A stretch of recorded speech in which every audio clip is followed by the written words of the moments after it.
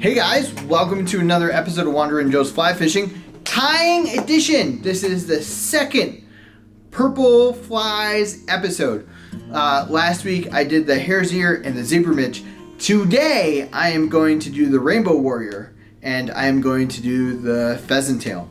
So, as always, I am not a professional fly tyer. However, I think it's important that you know the materials that I use to catch all these wonderful wild fish in the 4 series episodes about purple flies. So you can tie your own and hopefully have some success. With that, we're going to start with the rainbow warrior. So, let's get to the materials. Alright guys, let's go through the materials of the rainbow warrior. We are using today a TMC 2487 hook in a size 14. To complement the size 14 hook, we're using a 7/64 nickel tungsten bead from Fly Shack. We are keep rolling with our perfect hatch 6/0 purple thread, except this one always has trouble focusing, so you can see what it looks like. There we go, perfect hatch.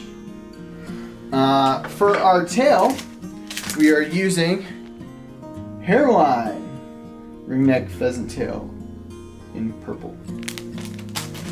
For our body, we are using Veevus H07. This is holo tinsel. And of course, let's see if this one pops up. There we go. There you go. And then finally, for the collar of the Rainbow Warrior, we're going classic with light shade rainbow Scud dub. Let's get to tying.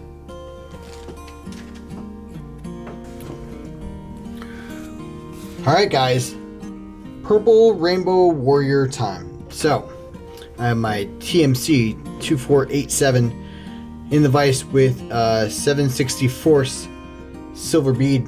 This is a size 14 and we're going to start how we always do, and we're going to wrap on the thread.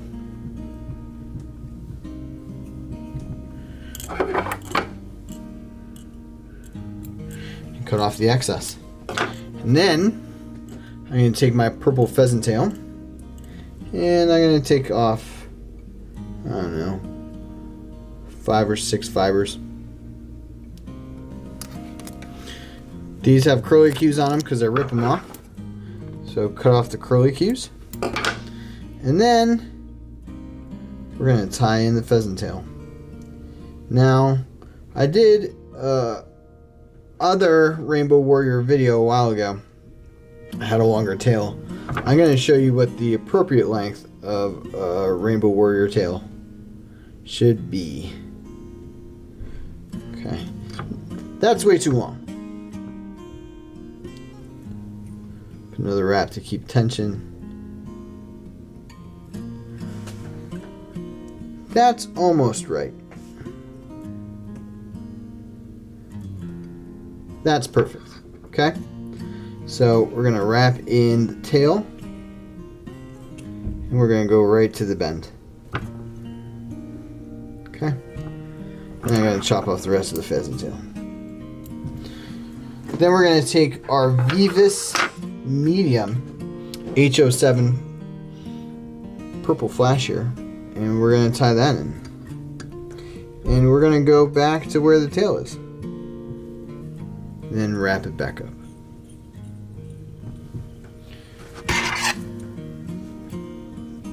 You guys know I like my rotary function, so I'm gonna finish it. Put the bob in there. And then we're gonna wrap. 1, 2, 3, 4, 5, 6, 7. Keep it nice and tight as you take the bobbin off so it doesn't come loose and you have to re-wrap it all. And then what I'm going to do is I'm going to tie this purple back because I'm going to do wing casing. Wing casing not necessary. I'm going to take my light shade rainbow Scud dub which is I like a lot better than the darker one. And just a little bit. Boom. Get it in there. I'm gonna take the purple wing casing, squeeze my hands, and tie it off. Then we're gonna snip the wing casing and whip finish a couple times. I've been doing a lot of Rainbow Warrior tying, so that went a lot faster than I thought I was going to. But there you have it. Size 14 purple Rainbow Warrior. Now to the classic Pheasant Tail. We are again using a Mustad 3 times heavy standard length hook in a size 16.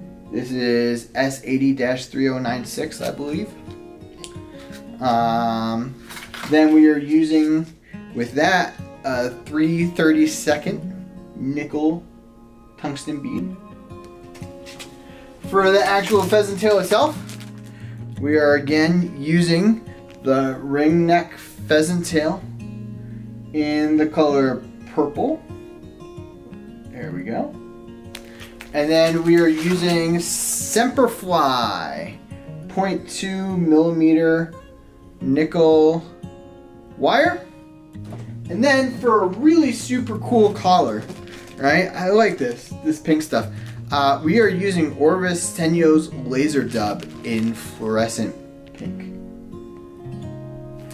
And that's it. Let's get to the pheasant tail. Alright guys, so I have a size 16 Mustad. It's the 3 times heavy standard length. Again, I don't know that I would use 3 times heavy again.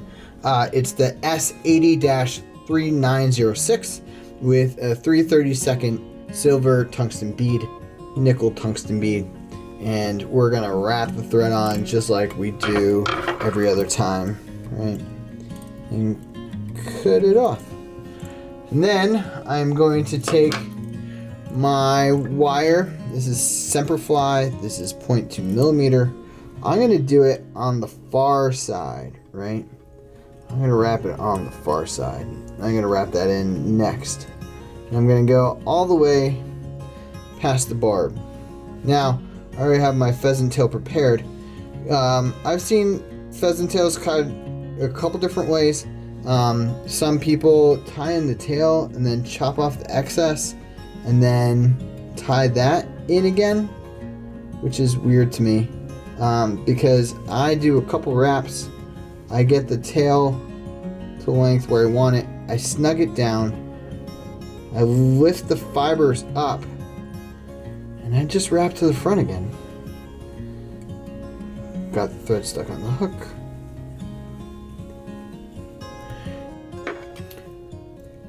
I'm gonna whip finish right here.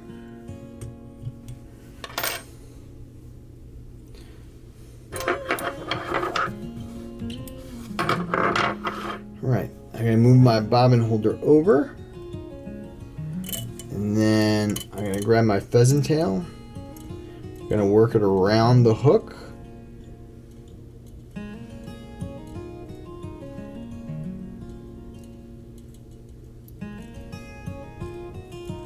And when I get there, I'm gonna pinch it. Now you can use like a Haggles plier clip if you want to keep it in position.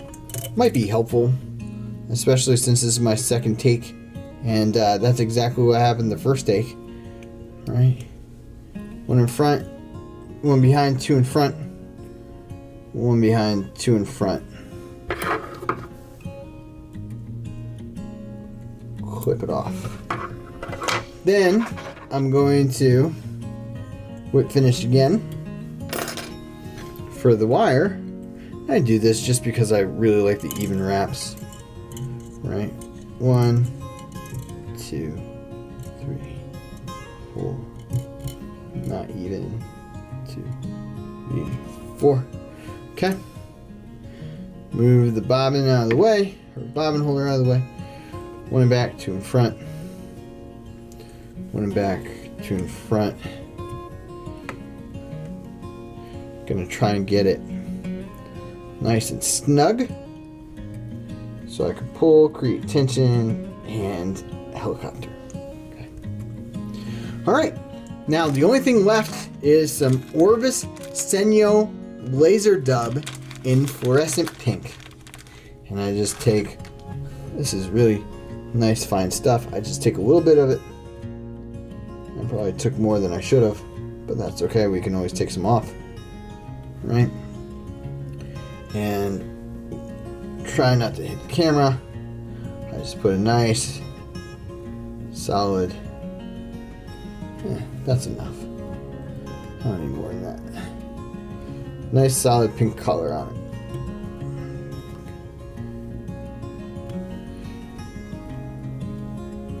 Okay, and then we'll finish. 1, 2, boom, boom, snug. Okay, chop it off. Then you have this pink collared pheasant tail. Done. How cool. If you watched last week's episode, you probably realized that I did last week's and this week's at the same time. Next week, I will be doing the woolly bugger and showing you what material I used for the purple squirmy wormy. That's exciting. But at this point in time, the giveaway will almost be over. I think entries will last until Thursday, the 11th of May at 5 p.m. Eastern Standard Time. So, if you want to have a chance to win all these flies, check out that video and then enter to win.